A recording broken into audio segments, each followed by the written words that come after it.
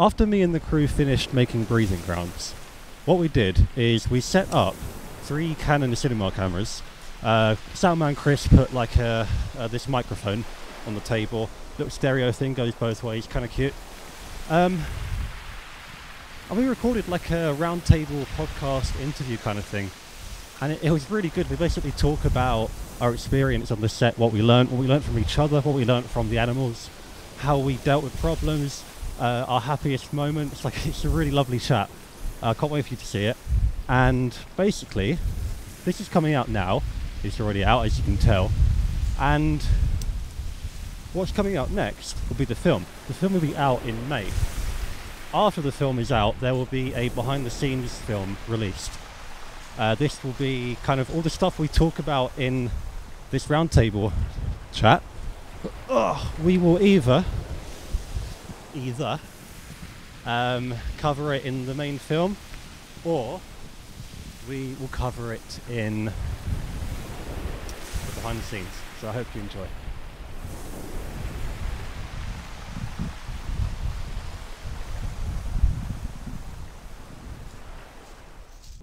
Traditionally, when it comes to like art creation, any sort of craft or anything like that, it's intention. So like if you want a spoon, you go out and you learn to whittle and you got a spoon. If you want a nice painting, you learn to paint, you do a painting. But now with like there's a lot of different streams and of like revenues and to different platforms. So like people become incentivized to like get a picture for Instagram, get a video for YouTube, feed a picture to Snapchat, and give these different places like their content rather than making the thing for themselves. If you want a story, you've got this idea for a story, ChatGPT nowadays will write that for you. It's that easy. And now when you read ChatGPT, it's a perfectly good story. It has it knows what we like, but we all know that something's missing. It's not human. I think that eventually it could be, but that eventually when they get better, I think it could basically be as good as human art, except the issue with it would be it's too easy. It's doing what we should be doing. We're the ones being lazy, and so it was losing the merit. So if we present something that an AI's done, it's like, okay, we'll give the AI the credit then. There's a YouTuber / street photographer called Paul Baldonado, and he said like a very similar thing, but with street photography. So in one of his videos from like a year or two ago, he showed up a graph essentially saying now, in like say the last few years, there's like a lot more street photography photos being taken, but the actual quality of work has gone down. So like there's still like good work being made, but the work that the majority of people are seeing, and as a result of that making, is not good in comparison to what there was. I think the point like actually ties into like, for example, what we've been doing here like these last few days, because I'm not saying like to make something good it has to be hard, right? But we've been trying to make something, right? And we've wanted to get certain stuff, like certain shots of certain animals and stuff, and it has been hard. And like we said, when we saw these animals earlier, like when you shot the deer, when I shot the boar, we found them With cameras. With cameras, yeah. The reward was huge, and almost like so it should be, like, because you've had to work to get that shot. You've had to crawl, you've had to be in dirt. And I'm not saying that you have to do that and you have to get muddy to take a photo and stuff, but you can, but it's almost like maybe when you've put that work in a sense, and like for this I feel like we have, like today and whatnot, we all have like the like not just the shooting and trying to find the animals, but the like trekking to our location. Yeah, they're like, walking up to the camping. Setting setting up the camp, doing it all in the dark as well. Like all of those things come together. Like and for a film as well. Like that's what makes it extra special. Yeah, I think. And I like the teamwork as well. Like, I don't think a lot of people always put, I think, creativity down to like one person and like one person's vision, and like that it's almost can be quite a like secular thing, like it's just like all like just like a singular thing, like a solo thing. Authorship, the idea that, like the director is in control of the film, when in reality every single person that contributes is an auteur, and they each have their own artistic interpretation. Yeah, and everyone here, I'd say, has given opinions in areas where it wasn't their role, in a sense. Like, do you know what I mean? Like, we've all, like, you know, Kevin as a sort of like researcher, production assistant has like contributed a lot in terms of, you know, like camera work, and production side, like knowledge in terms of like what we're talking about, locations and stuff like that. Chris has also like played a part in camera and you know, and like locations as well, and whatnot. And you know, I think I've made certain suggestions to other like departments and things like that. And so yeah, I think that collaboration as well is like hugely important, and probably something that like people should like kind of like aspire to have. Yeah. This production, I think it's just been really nice, and it was just how well it's people have just, you know, come together and done the job, really. Yeah. You know. Because I mean, you know, who really knew each other before today? You know. No, I had no idea. No one really. I met all of you guys for the first time 3 days ago. I knew Chris before. That's it, yeah. But otherwise, we were all all new to each other. Yeah. And I'll be honest, like as someone who who has like worked in productions before and stuff, it doesn't get much better than this. Like this was almost like perfect in terms of how we gelled. You don't usually get it this easy, is what I'm saying. I think, like whether it's just pure like fate and luck that we're like all on the same wavelength and kind of like strings and whatnot. I don't think it's fate or luck. I think I've been thinking about this for the past few weeks as well. I think it's the fact that I asked all of you guys to help the project because each and every one of you gave individual like clues and individual like messages to me, which showed me that you give a shit about the project and that you think it's a decent idea and that you want to help and be a part of it. And that matters to me way more than how good Chris is at sound, how good you are with the camera, you know, how good a photographer you are, because it's the intention, you know. And I'm like very, very, very grateful for everything. And it's been fantastic. Is that then in contrast then to perhaps, you know, people who may join productions for the sake of it? Yeah, I do think there's something, fill a role rather there's than... something to be lost in that when you like hire a cameraman for how good they are with the camera, because they need to care about the thing they're filming, in my opinion. Yeah, which is a testament then to you as producer. Maybe it's because I've been behind the camera so much. I know what it feels like to film stuff that you don't care about. No, but I'm talking about finding the people. Yeah. That's where, I mean, you know what I mean by that. I think that's a good mark. Like you said, you know, people gave clues and you were able to see that. I mean, it's a kind of a unique situation with wildlife, I think, in terms of like, I would need to be one of me standing next to each and every one of you in order to get exactly the same audio as visual, which is impossible. And so it's got to be more manufactured than it is of the moment. Yeah. And I understand that might not sound nice for people like watching or listening, and they're like, it's better to be in the moment. The more manufactured it is, the more pre-planned it is, the final product you'll have like it might not be the exact same noise that exact animal made, but you can bet it that it's accurate and you learn something and you feel it more rather than just having a diminished reality. Oh, that's a great point. Very nicely put. Yeah. So I think you two ran into the same guy I did today, the religion man. He gave me some good advice, not gonna lie. Random guy in a park, talking about my granddad, talking about whatever. He gave me some good ideas, and he left me with some good advice. And it is to shut your mouth, listen. You told me the same thing, but about God as well. Yeah, Well, would you elaborate? I will elaborate. It's the point that we all try to learn from each other.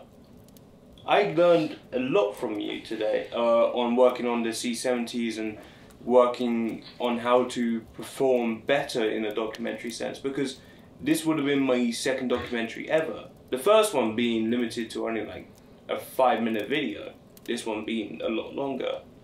And I realized that, one, I do not know anything about my role. But I do know that I am going to be better next time. I do know that I now know what it means to be in control of what is seen and how I should perceive my role to be the audience's. What do you mean when you say keep quiet? It's really just take a breath, shut up, shut your mouth, and just take in the information around you. Because not So no every preconceptions. time you... No preconceptions. So about have an the open role. mind. You're Yeah. saying have the openest mind that you can. Yeah. Open your mind up.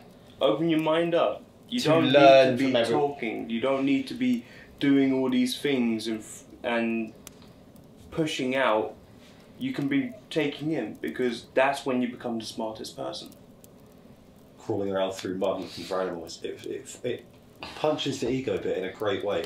Yeah, you Yeah. are sitting Humanises there it brings you down. in probably deer, bird, and bullshit, thinking, what am I doing with my life with a camera in one hand and whatever else in the other hand, trying to get to What were where you you're doing trying to with- get? I was trying to find deer. Those fuckers are elusive.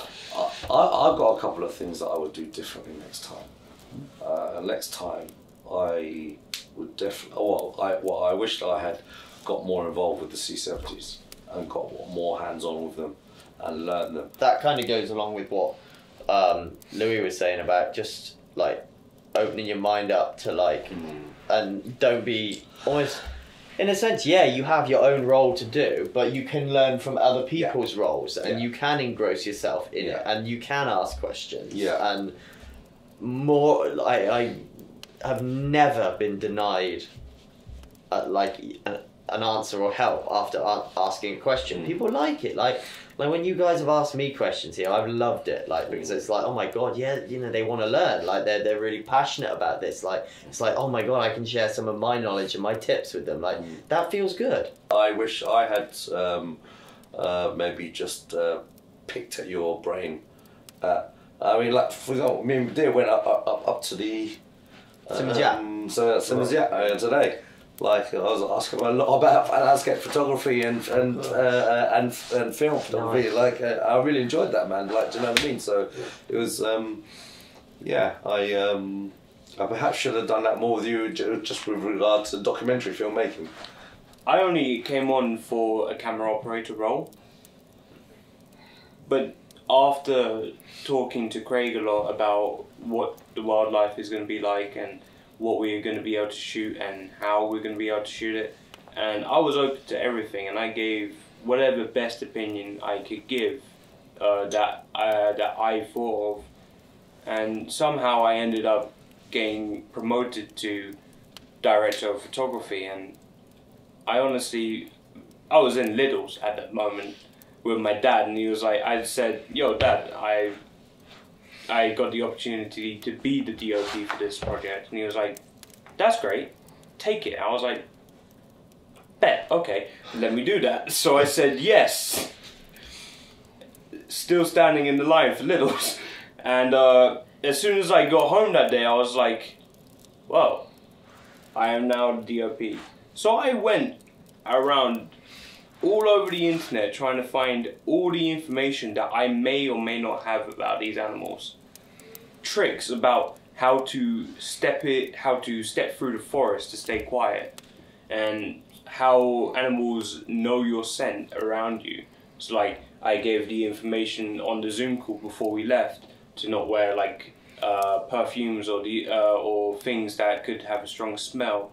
I mean, I gave you the advice today to be downwind from the animal so it doesn't smell you.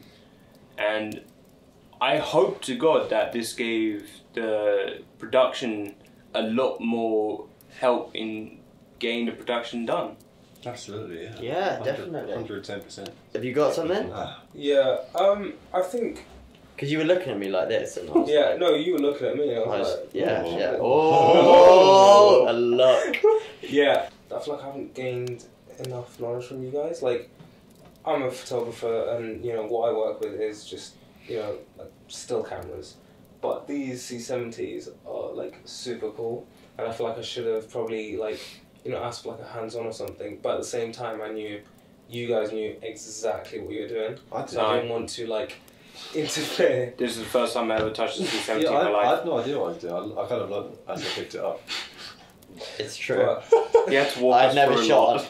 lot. I'd never shot on these myself. Like, We looked up on ChatGPT.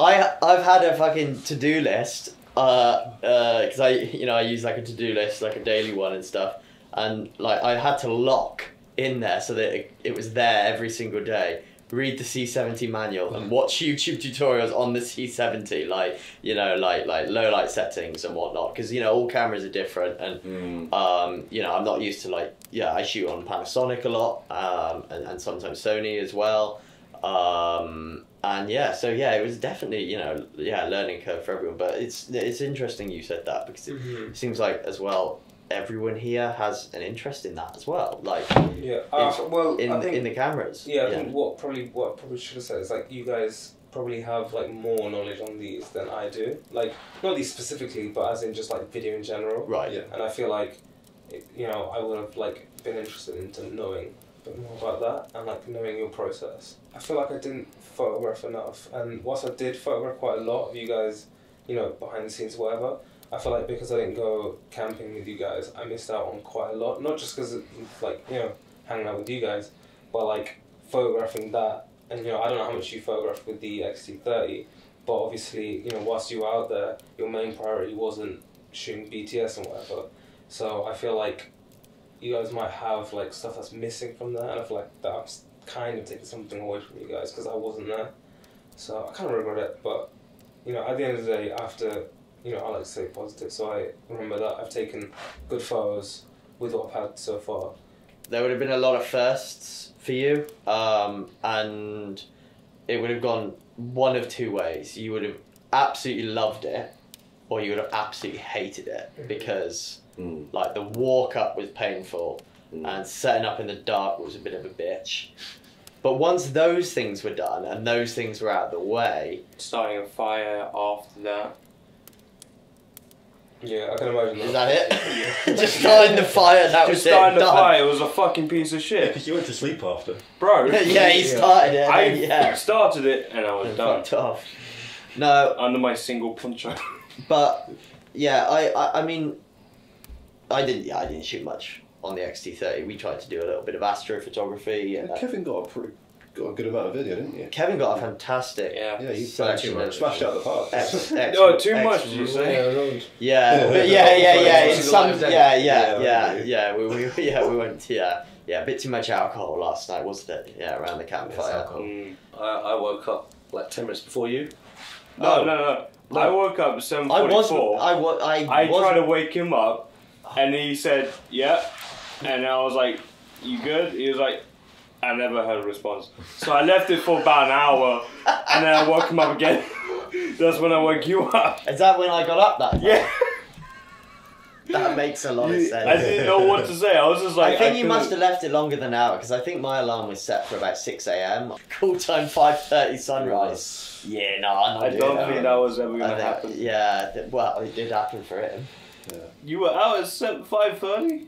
No, I set off on a 5:30 alarm. I ended up getting out about 6:20. Oh, okay, I feel that's bad now. Yeah. I thought you were out, like, up in the hills, in the forest from, like, 5:30 onwards. Yeah, I woke up Non-stop. and I Until the saw evening. Chris 6:20. and him go Yeah. So I got up and I was like, shit, it's light. And I just got my stuff and I just went up the hill. It got some good footage there. That I am actually happy about. Yeah. I think I did get some really good shots that I'm actually proud of. I mean, we got lovely close-up slow motion deer. We got lovely wide shots of boar. I had a accidental chase around a big holly bush. Well, okay, more camping, or okay, yeah, maybe more camping. Like another night out there would have been nice because it was a bit rushed to then pack everything down again and like get up in the morning to do that. Yeah, we should, if we recce'd the camping site. Recce'd the camping site. And spend more, because the method, I think, if we'd done that, the method of finding the animals is perfect. How else could we do? Yeah, the walk down that we did was so easy compared to the walk up. You know, it was a breeze. Not because it was downhill, but because we just took a different route and one that if we had recce'd first. Getting maybe a permit for driving access roads around the forest. Yeah. I think would have been quite useful. More like granular in terms of like the camera stuff. I had a lot of issues with like my base plates and stuff like that. So like having like all our tripods the same base plate would be so beneficial because we were like, does this plate fit this plate? Does this plate fit this plate?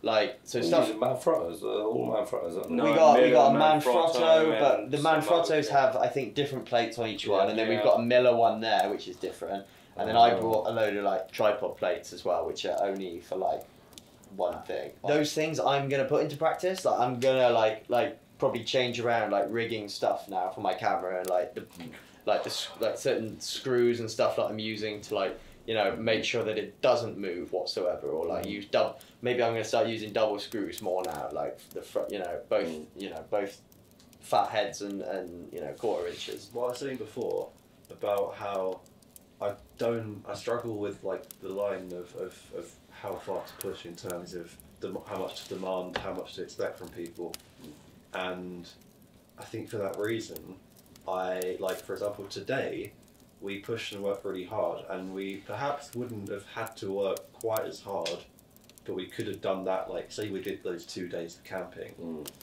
The main hard part of the production was getting out in the cold, waiting, finding the animals, and it's like to some degree it's like difficult, it's painful, but that I should have allowed it to be a bit more that rather than location. Good show. Just less for longer. You know what I mean? Like if we just done camping from, like we could have done what we'd done today.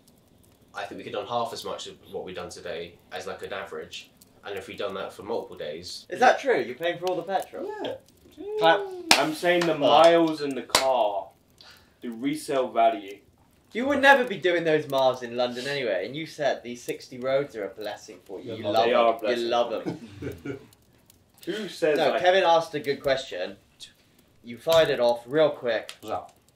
And then it was, what is it, best and worst moments or something? Best moment. Funny or best moments, wasn't it? Funniest or best moment of the trip so far? Nobody say buzzard, because that's cheating. Shit, come on. Yeah, no one's allowed to have the bird fight. No one's allowed to say something that's been said before. Have you said something then? I said in my interview by the campfire, buzzard fight. Yeah, the buzzard fight. Right. He got that one. You fought a buzzard. Did you win? No, he did not. Why do you think he's wearing that hat? The buzzard made him wear it. Mate, you're complaining it's hot in here and you're wearing a hat. It's because the hair. Okay, I'm gonna have a shower immediately after. I get that. I'm wearing my hat.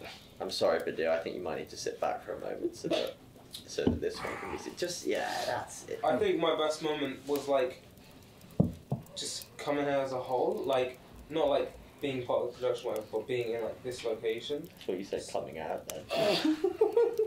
What's it?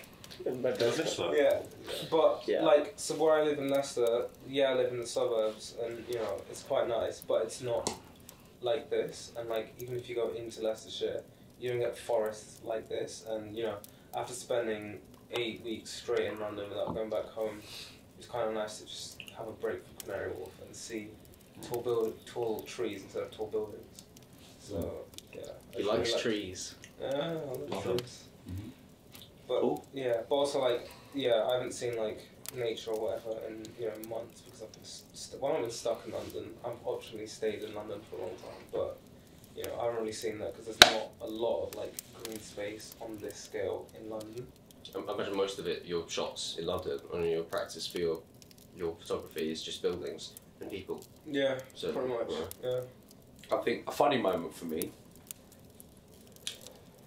was yesterday at the campsite when with that. So, Lewis, what happens if it rains from that direction?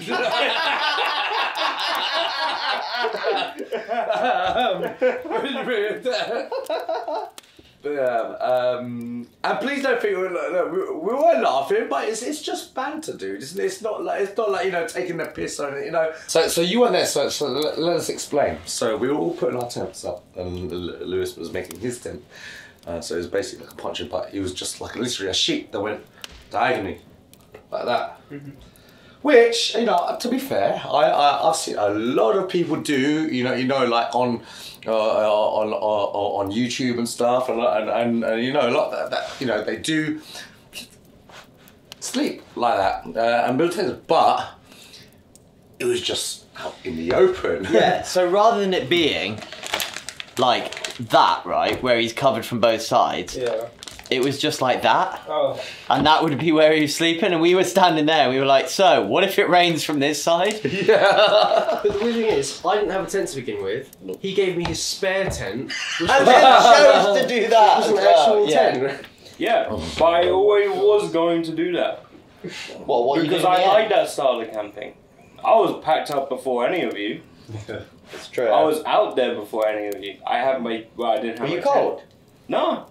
I was warm. The only uncomfortable bit is I was sleeping on a fucking ridge line, basically. You didn't put the fucking sleeping bag on all the way. I was wearing my coat and all these clothes still, so it was up to my waist. I couldn't fit it up more, so I just put my thing up and just curled up. But you couldn't get your sleeping bag on. Not all the way. Put it up all the way. No, it was because it was too tight, and I was like, oh, whatever. I can't do it. I know about it because I when I sleep, I like to sort of sometimes I'll go like that, and the sleeping bag is quite narrow, and I can't do that. Yeah, I So- get so that. I get get that. you. Totally get you. I wore one of those snoods last night because I always get a really cold head and really cold face, so I just had like my eyes, nose and mouth exposed, but everything else was then kept nice, and that worked wonders for me, and I hadn't really done that before. My best moment was, so it's the first instance of a pleasant surprise. When we, Drove down to where?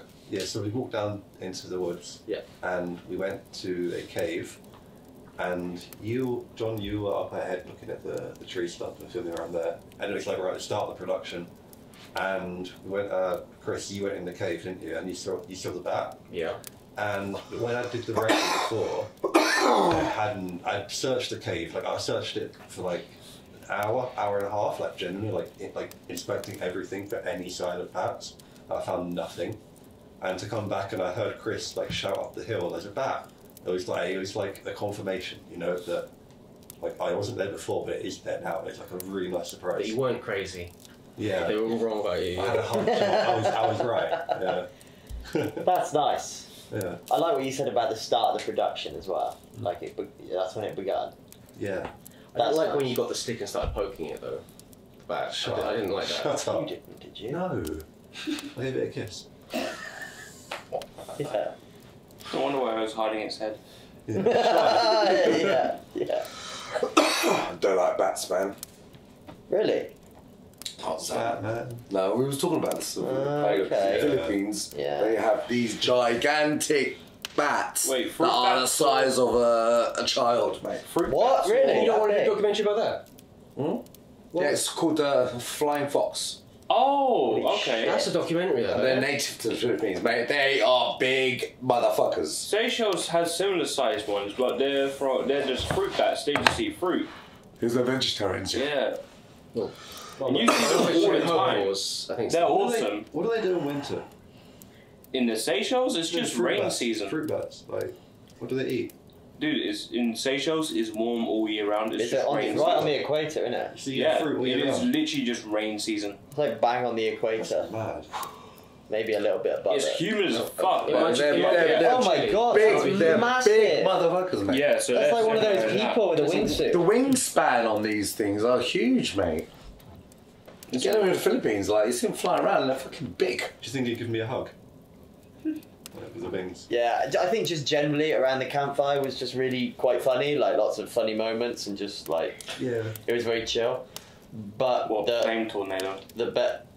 flame tornado, yeah, that was We were really safe. funny. Yeah. That was really funny. But the best moment, the best moment was by far like having like fucking traversed the terrain for hours trying to find the boar, and you know, we set the camera up and it was on the tripod and everything was done as, I guess, by the book, but I just had a hunch, an instinct, so I left that camera on the tripod. I left everything and I just took the little food, the XT30, and then I went off and I just walked in one direction, and then what I thought I saw was like a young deer's head, like, you know, just like a doe sort of popping up, and then I realised it was a whole, you know, family of a boar, and immediately in my head I was just like, oh my god, I found them, and then just those next few moments of like crawling through the ground, like dropping down, you know, low,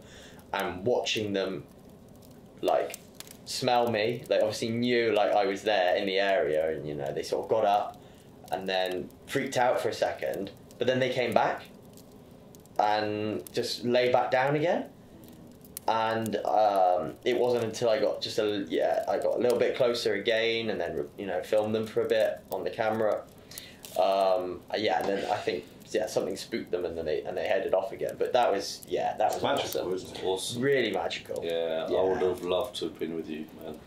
Yeah, I felt proud in a sense as well, like proud for the documentary, like Same. Yeah, like when I read your message, I was like, yes. Yeah, that's I honestly, because I think I wrote it in block capitals, and that's exactly how I felt. Like, yeah, I didn't have my phone on me when I went off to do that. Right. Like, because I left everything except I didn't even have a jacket. Like, I was just in my my base layer. I went back to find you, and there was just an empty tripod with a camera, you know, like all wrapped, and I was like, what the fuck? Yeah. I left nothing, so I didn't have my phone on that. Awesome. Thank you. I know I've already gone, but I just want to add one thing that I'm actually quite proud of myself for, and this is a personal thing. It's nothing really to do with thing, but it's basically confirmation to myself that I've grown.